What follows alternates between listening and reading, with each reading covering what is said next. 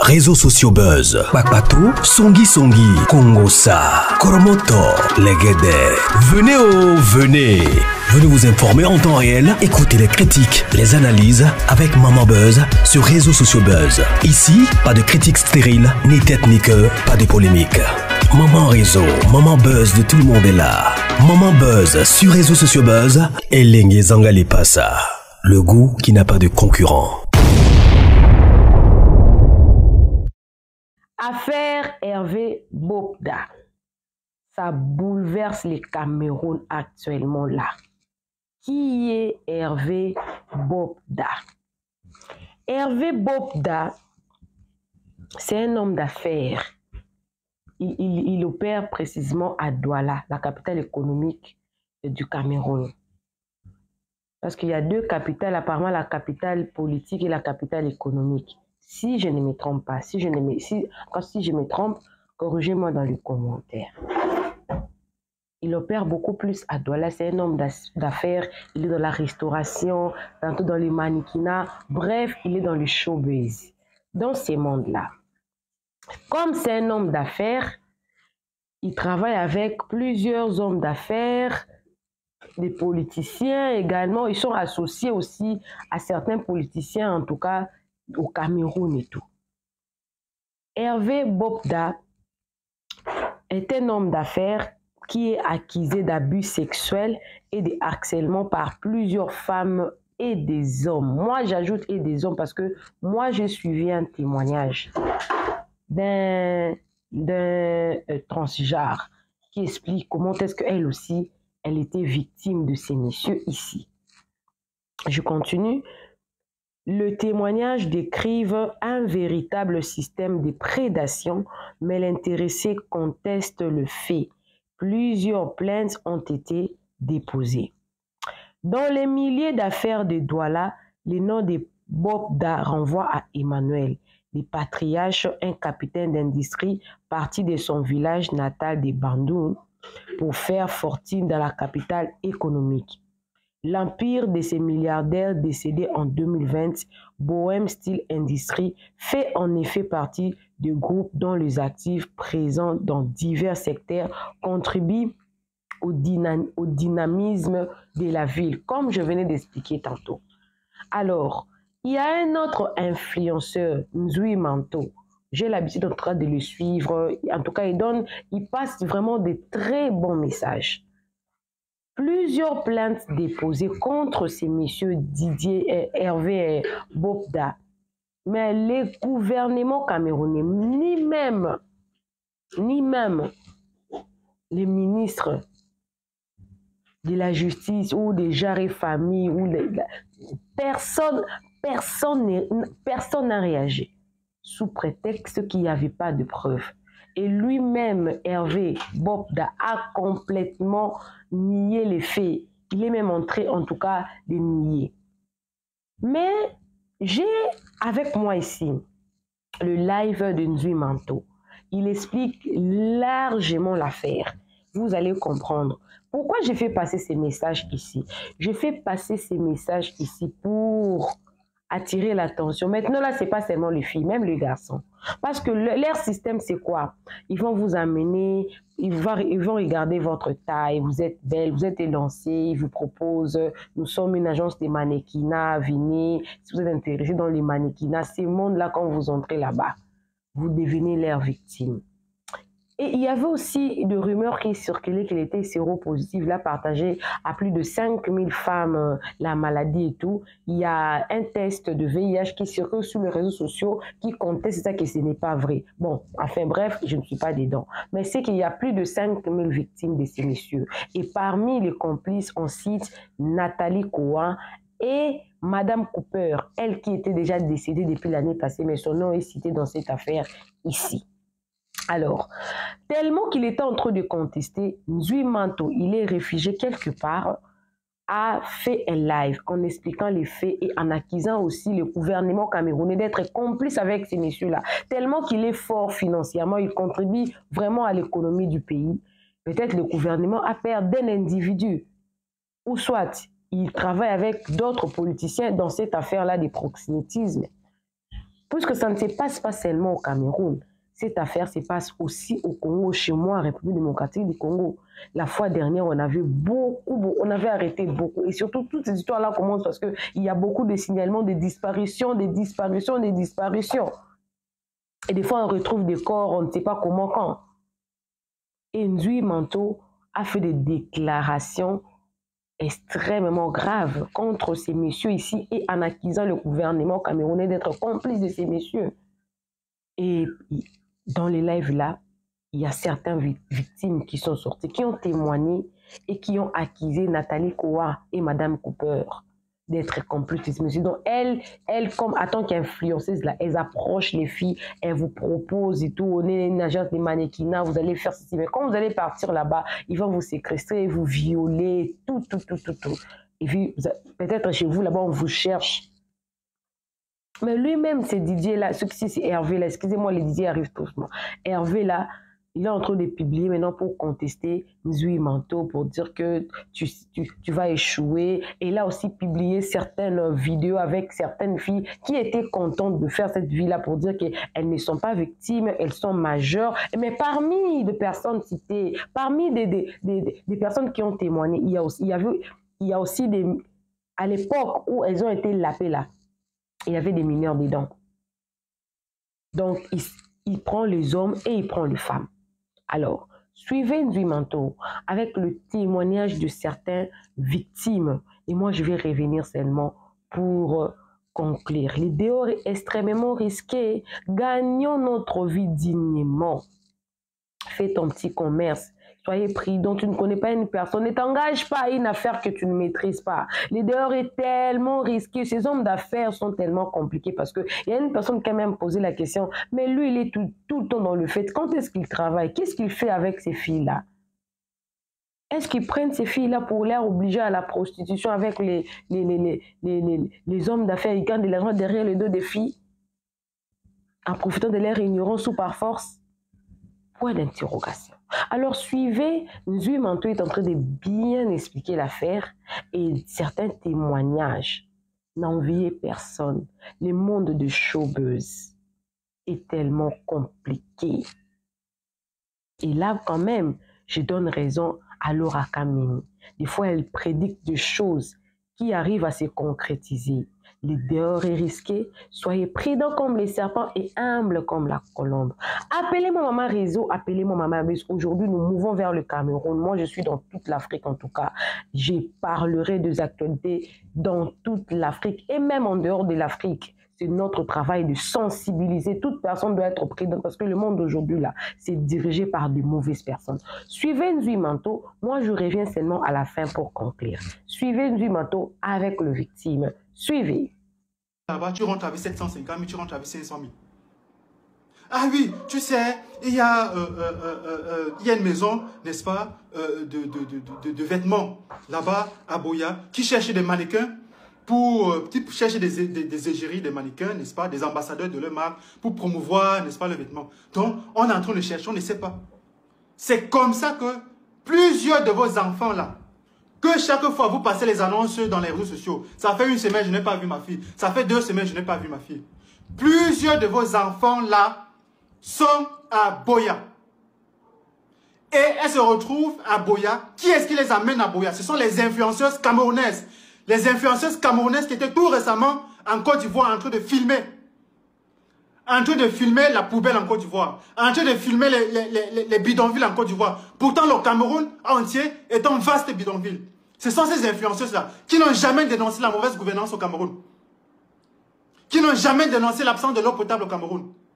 Qui n'ont jamais dénoncé les injustices au Cameroun. Qui n'ont jamais dénoncé, n'est-ce pas, les violences quotidiennes dont sont victimes les femmes. Les féminicides. Demandez-vous. Chaque matin que vous vous réveillez, avant l'affaire de Bobda, avant cette affaire de Bobda, est-ce qu'il se passait 2 jours sans que je ne relaie le cadavre d'une jeune femme qui était retrouvée dans une ruelle, dans un caniveau, quelque part au Cameroun, à Yaoundé, à Douala, quotidiennement. Est-ce que vous avez déjà vu une influenceuse, une seule fois, s'indigner? Jamais. Elles sont parties en Côte d'Ivoire pour filmer les bidonvilles en Côte d'Ivoire. Elles sont incapables elles sont incapables de révéler ce qui se passe au Cameroun. Pourquoi sont-elles incapables? Parce qu'elles sont des connivences avec les membres de ce régime satanique. Parce que c'est à ces membres de ce régime que vos enfants, qu'elles livrent vos enfants. Alors, je vais prendre l'exemple, n'est-ce pas, de cette influenceuse. Son nom m'échappe et je suis obligé chaque fois d'aller sur Google parce que je n'étais pas au courant de son existence, je ne savais pas qui c'était. Donc, chaque fois, j'ai des problèmes, n'est-ce pas, de me souvenir de son nom. Cette influenceuse qui s'appelle Mourzane. Mourzane que je connais très bien, en fait. Mourzane, ne sait pas, mais elle est une fille de Bonamou Sadi. Je suis un gars de Bonamou Sadi. Il y a beaucoup de personnes à Bonamou Sadi qui me connaissent. Donc, je la connais. Elle a fait ses études au collège des lauréats. À quelques mètres du collège Bao et à quelques mètres du marché de Bonamou Sadi. Donc je la connais. À cette époque-là déjà, quand les Arafat arrivaient au Cameroun, quand comment ils s'appellent là, les artistes nigériens là, Flavor arrivaient au Cameroun, elle faisait partie des cortèges qui entretenaient des relations sexuelles avec ces gens-là. Ils se retrouvaient, n'est-ce pas, dans des appartements. Ça déjà, à cette époque-là déjà, tout le monde la connaissait pour ça. Et elle recrutait déjà les enfants d'autrui à cette époque. Il y a un cas palpable que je vais prendre. Mais il est question de vous montrer, n'est-ce pas, l'horreur qui existe, l'abomination qui existe au Cameroun. Alors, je reviens sur le cas du Picking Money. Où vos enfants qui disparaissent tous les jours là. Je n'ai pas vu ma fille, elle est sortie, elle est partie où? Est-ce que vous avez regardé du côté de Boya? Et ce sont ces influenceuses. Il y a ces témoignages qui reviennent. Il y a ces témoignages, je ne vais pas citer le nom de ces grandes influenceuses parce que je suis encore en train de réunir tous mes éléments. Dès que je vais terminer avec Bobda, chacune de ces influenceuses, peu importe qui tu es, tu seras exposé. Il y a ces deux influenceuses là au Cameroun que la jeunesse aujourd'hui prend pour modèle. Qui une fois ont bagarré à Boya lors du Picking Money parce que chacune d'elles avait fait venir des petits-enfants de Douala et de Yaoundé. Et lors du partage d'argent, elles font venir des enfants bien entièrement qui sont sodomisés dans ces maisons-là, qui sont sodomisés, des enfants, qui sont violés dans ces maisons-là. Et quand tu acceptes de passer la nuit où tu es violé, le matin, tu te retrouves avec 500 000 francs CFA, 700 000 francs CFA. Et dans ces 500 000 francs CFA, 700 000 francs CFA, ces influenceuses-là ont un pourcentage dans cette somme qui vous est remise. Et bien évidemment qu'elle a, n'est-ce pas, tout naturellement, des pourcentages dans ce qu'elle reçoit avec les personnes à qui elle a livré des enfants. Et ces personnes-là, ce sont des membres du gouvernement. Et il y a actuellement un fonctionnaire qui est au ministère des Finances que je vais afficher. Je prends tout mon temps. Que je vais afficher, qui faisait partie de cette soirée avec Bobda. Où il y a des enfants qui ont été violés, qui ont été sodomisés. Lui là, je vais l'afficher, qui se tient tranquille. Donc ils sont nombreux là-bas. Et on revient constamment sur le nom des Miss. Il y a le nom de 2 Miss Cameroun qui apparaissent. Qui ramènent les enfants, qui ramènent vos enfants, qui détruisent vos enfants. C'est cette vie-là que chaque fois vous amène. Elles sont dans les jets privés, elles sont, je ne sais pas moi, elles sont en France, elles sont aux États-Unis, elles sont. Vous pensez que ces pseudo-influenceuses, vous pensez que le cinéma camerounais a atteint un niveau où une actrice, parce qu'il faut savoir que la plupart, il y a beaucoup de confusion, on ne sait pas qui est actrice, on ne sait pas qui est influenceuse, mais elles se définissent tous comme influenceuses. Vous pensez qu'au Cameroun, il y a une actrice camerounaise qui touche 15 000 €, je ne sais pas, 15 000 $ ou 20 000 $ par, je sais pas moi, par série télévisée ou par épisode, vous pensez que ces revenus-là lui permettent de mener la vie de luxe? Et pour les hommes influencés, qu'est-ce qu'ils font? Ils ont des discothèques, ils ont des bars, ils ont des snacks. C'est dans ces snacks, là je parle des influenceurs des hommes, c'est dans ces snacks que vos enfants sont recrutés. C'est dans ces snacks que vos enfants sont séduits. Ah oui, tu sais, vraiment, il y a un coin chic à Limbe, on prend à Kribi le week-end, tu viens, on va là-bas, ça se passe bien. Il y a les hommes, il y a les grands hommes d'affaires là-bas, tu viens, voilà, tu t'amuses. Le lendemain matin, ah oui, non, tu vas là-bas, on cherche des mannequins, etc. Tu arrives là-bas, on va te donner des t-shirts, des vêtements que tu vas porter, tu vas prendre quelques photos, et puis le lendemain matin, on te paie, tu t'en vas.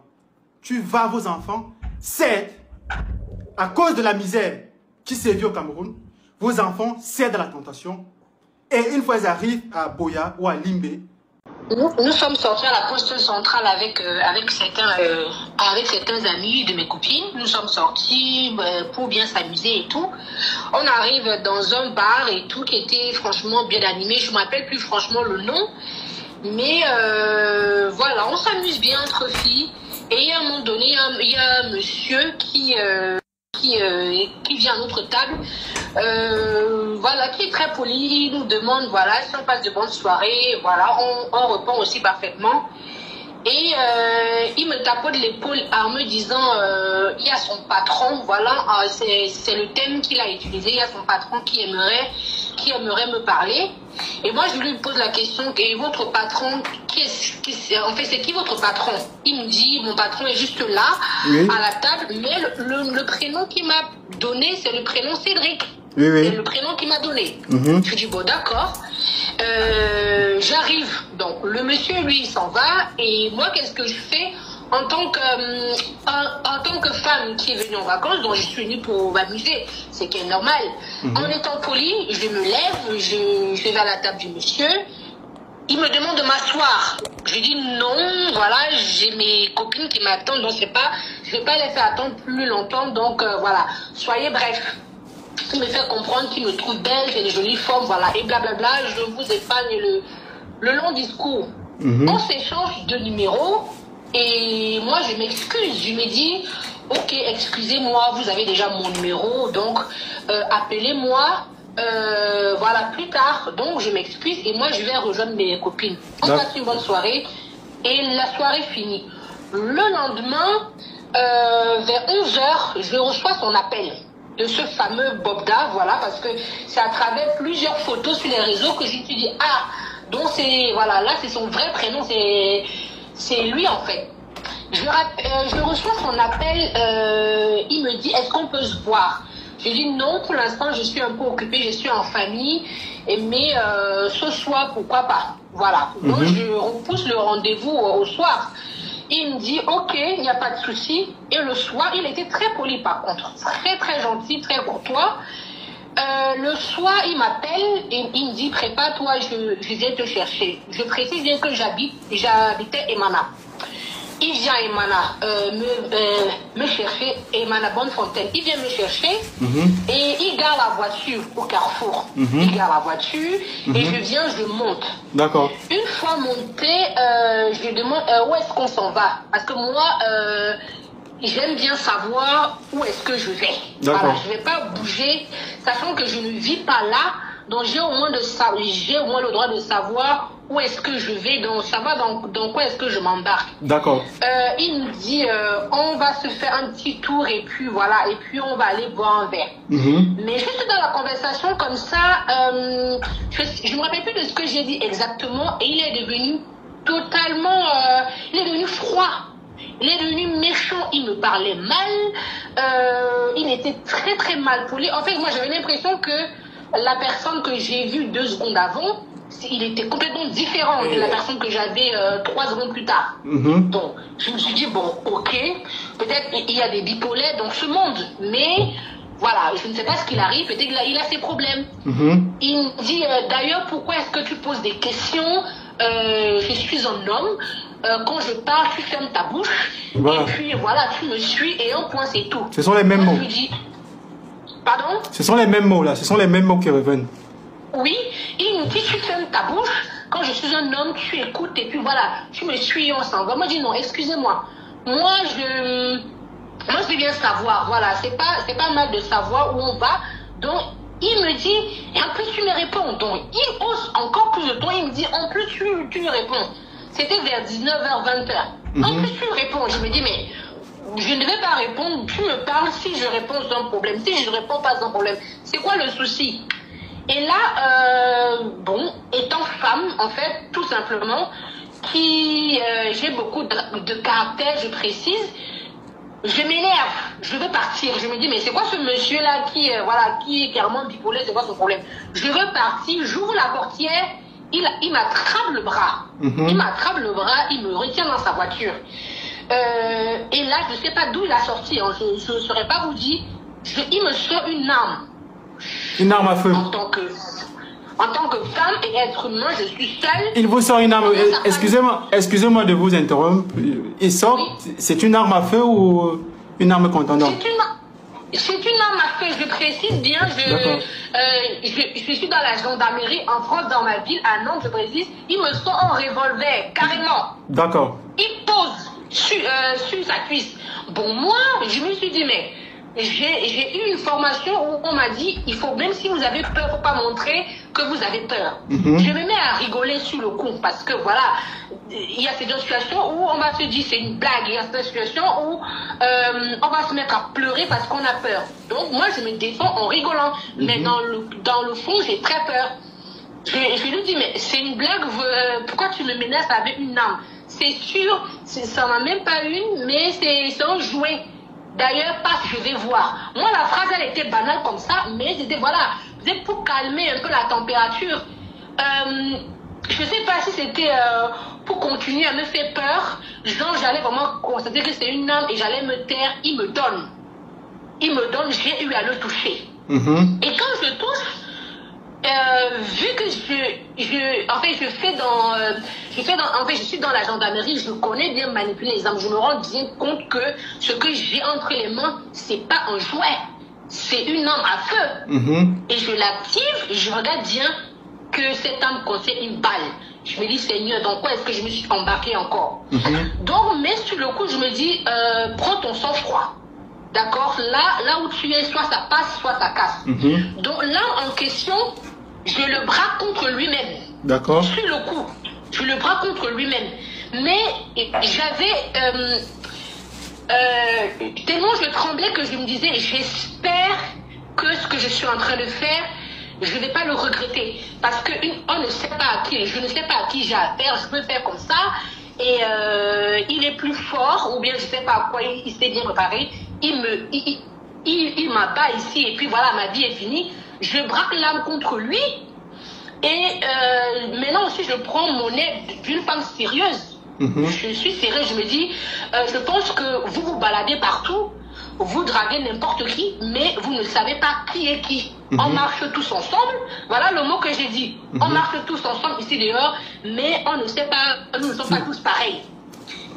Il se met à rigoler, mais dans ses yeux, je comprends que je suis en train de prendre le dessus malgré que je suis une femme. Je le braque ça sur la tête et je dis ouvre la portière. Parce que quand j'avais essayé de sortir, quand il m'a ramené dans la voiture, il a bloqué les portières. Je dis tu me laisses des blocs. Chose qu'il a fait bien évidemment de suite. Et je suis sortie. Une fois que je suis sortie, l'âme était toujours braquée envers lui. Mais j'étais un peu discrète, voilà, de peur, il y a des gens autour et tout. Franchement, je ne sais pas où je suis, je peux me faire tuer ici. Et moi, par la fenêtre, je lui dis, écoutez, la prochaine fois que vous faites ça à quelqu'un, renseignez-vous bien à qui vous avez affaire. Et je désactive l'âme, j'enlève la balle. Je le balance la balle sur la tête et l'âme à travers la fenêtre et je suis partie. Je vous jure, quand je partais, je marchais sous des œufs. Je me disais alors, c'est soit il remet vite la balle dans l'âme et il me tire en pleine tête, soit je continue mon chemin, je ne me retourne pas et je suis sauvée. C'est comme ça que je suis partie et jusqu'aujourd'hui, je me dis toujours, c'est mon métier qui m'a sauvée, c'est pas mon caractère de femme qui m'a sauvée. Parce que j'ai su ce que c'était. J'ai eu la chance. Parce que si j'étais partie, s'il avait démarré sa voiture, je ne sais pas si je serais aujourd'hui là où je suis, avec mon caractère, en train de témoigner. Oui, j'ai rencontré Bobda à la maison H l'année passée. Maison H Bonapriso. Oui, maison H Bonapriso. D'accord. J'étais seule. Oui, j'avais demandé un samedi à midi. Bon, je rentrais, j'avais déjà fini de consommer, j'ai payé, je suis sortie, je stoppais les motos pour pouvoir rentrer. Ah oui. Donc la seule moto qui m'avait accepté ce jour-là a été chassée par Bobda. Le parti qu'il allait me raccompagner. Quand demandé mon avis, donc il me voit stopper la moto, il vient dire à la moto, non vas-y, je vais la ramener. Tu ne le connaissais pas? Tu l'avais jamais rencontré auparavant? Jamais. Donc il est juste sorti, apparemment, il regardait depuis, il m'a suivi. Oui. Parce que je stoppais la moto, du coup j'étais en train de causer du prix avec le motoman. Je le vois là derrière moi, il fait signe à la moto de partir, qu'il va me ramener. C'est comme ça que je dis, non monsieur, j'ai stoppé la moto, je suis très pressée, je dois rentrer. Il me dit, mais comment? Sois poli et tout, tu es une belle femme. Voilà, je vais juste t'aider, je vais te ramener chez toi. Je dis non, je ne te connais pas. À cette époque-là, il avait encore une petite Mercedes de couleur grise, je dois dire, oui. Marron grise comme ça, c'est comme ça. C'est une petite voiture qu'il a maintenant, là, parce qu'il a une grosse voiture noire maintenant. Ce n'était pas... Et oui, j'ai un truc à faire. Il me dit, tu vas aller où? Je vais te déposer. J'ai dit, on va venir me chercher. J'ai juste menti comme ça qu'on va venir me chercher pour qu'il parte. Il me dit, ok, mais promets-moi que demain on va se voir. Je dis, on va se voir. Il est parti.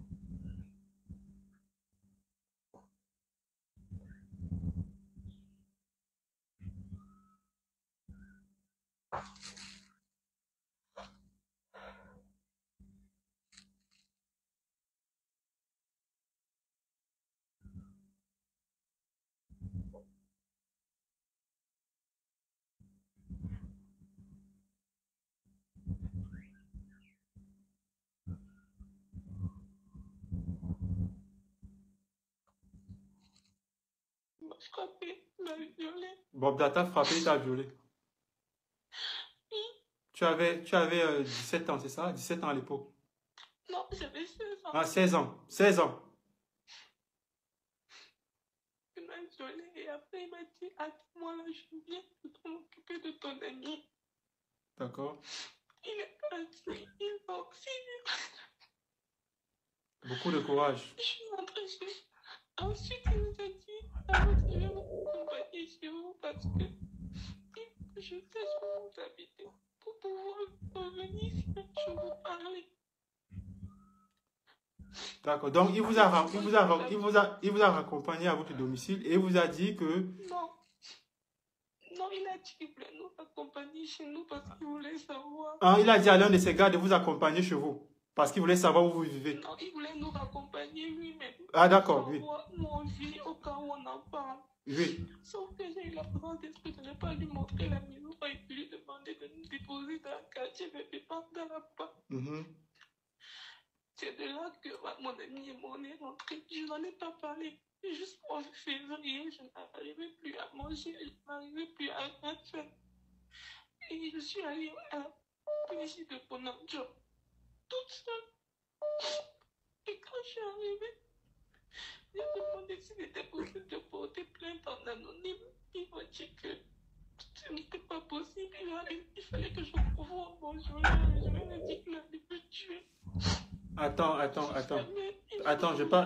j'ai pas bien entendu. Excuse-moi, s'il te plaît.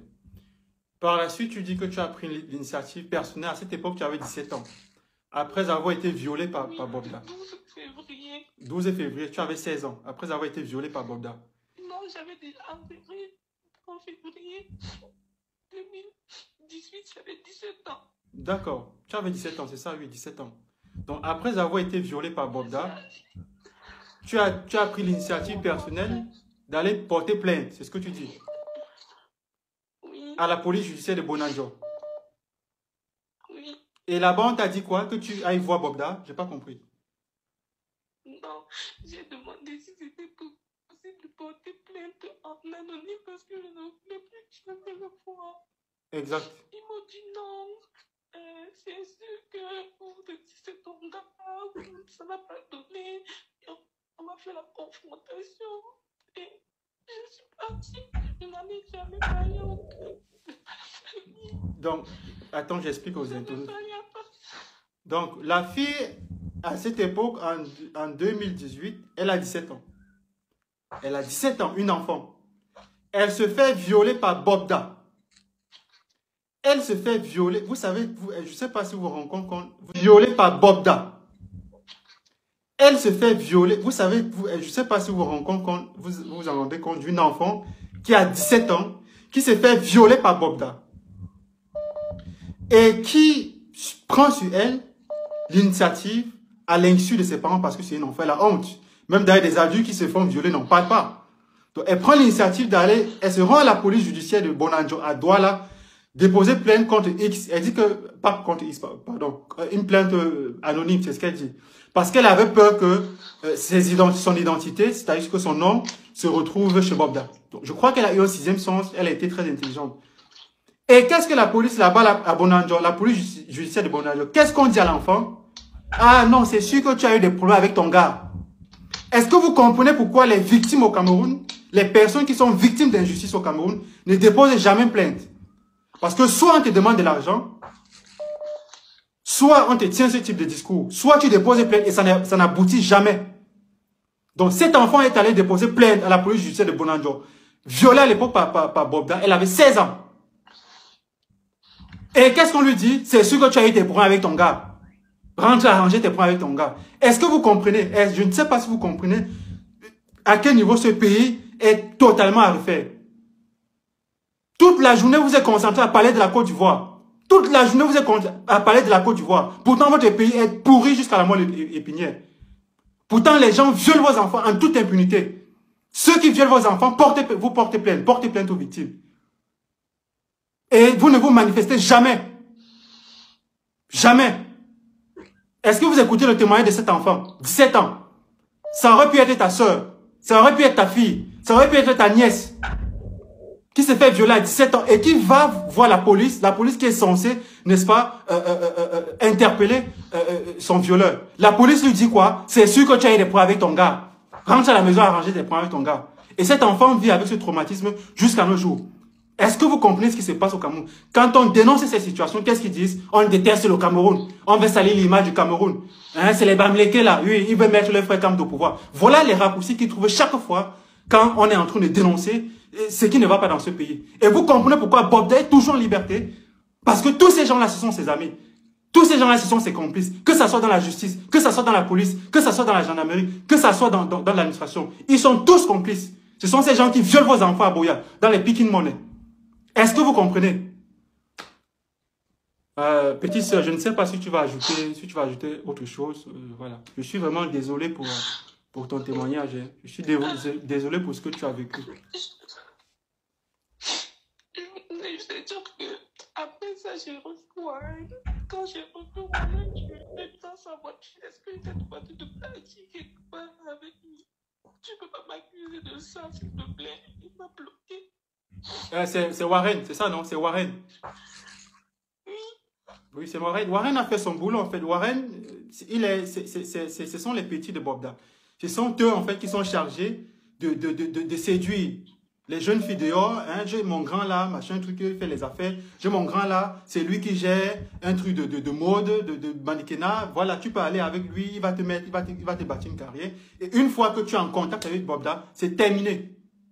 C'est terminé. Et ce même Warren avait fait la prison, il avait filmé la fille d'un gendarme. Je crois, je ne sais pas si c'est en 2019 ou en 2020, je ne sais pas la date. Il avait filmé, après avoir eu des rapports sexuels avec la fille d'un gendarme, il a filmé les rapports sexuels qu'il a partagés dans les réseaux sociaux. Warren a été interpellé, il est allé en prison, il n'a pas fait 1 an. Bobda, avec ces gens qui sont dans la justice, qui sont dans la police, ont libéré Warren et on a des victimes. Y compris pour Zabi Abena, qui a été interpellé dans une affaire de crime dont j'ai évoqué tout à l'heure. Qui a été interpellé également, qui a également fait la prison pour viol, pour proxénétisme, pour pédophilie. Au bout de 3 mois, il était libre. Ces gens-là sont libres, ils sont dehors, ils sont parmi vous. Et n'attendez rien de ce système. Ce système ne va pas vous défendre parce que ce système est bâti, n'est-ce pas, sur ces choses-là. Merci beaucoup. Tout ce que tu as dit, c'est que j'aurais dû écouter mes parents et j'aurais jamais dû y aller. D'accord. D'accord. Merci, mais écoute, merci beaucoup pour ton témoignage. Je pense qu'à cette époque-là, tu étais très petit, tu étais très jeune, mais Dieu merci, je pense que tu dois être en santé et la santé, c'est la plus grande des richesses. Pardon, donc si tu es en santé, c'est le plus important. Voilà, essaie de t'entourer des personnes qui t'aiment. Essaie, n'est-ce pas, de t'éloigner des mauvaises compagnies. Essaie de t'éloigner des mauvaises compagnies. Merci beaucoup, petite sœur, merci. Il y a une pétition pour pousser le gouvernement à arrêter ces messieurs. Et il y a déjà plus de 5000 signatures. Et malgré le témoignage des victimes, Nathalie Koa continue en tout cas à réfuter toutes les accusations contre elle. Et le monsieur Hervé là, lui aussi continue en tout cas à réfuter toutes ces accusations pour lui. Il est innocent, il n'a rien fait. Ces filles-là même se précipitent vers lui, selon que vous avez vu les photos au début de ma vidéo. Est-ce que la justice sera faite? Est-ce que cette affaire, on le réglera? Je reviendrai avec la suite. Ici, quand je commence une affaire, je continue, je viens avec toutes les suites possibles. Même aujourd'hui, je vais amener la suite parce que là, les influenceurs camerounais sont extrêmement en colère. Ils veulent savoir. Les bons influenceurs, ce n'est pas des influenceurs qui vont dans des magasins chers vendre le rêve aux filles. Non. Les influenceurs qui dénoncent des mauvaises choses qui se passent dans nos pays, que le gouvernement, parfois, il ferme les yeux contre ça. Nous, on parle. Mais en dehors de tout ça, soyez prudents. Protégez-vous vous-même. Même si la justice est faite, vous êtes déjà victime. C'est vous qui avez subi. Alors, protégez-vous. Protégeons-nous. Protégeons nos forces. On se retrouve prochainement dans une nouvelle vidéo. Que Dieu vous bénisse abondamment. Bisous, bisous. Bye!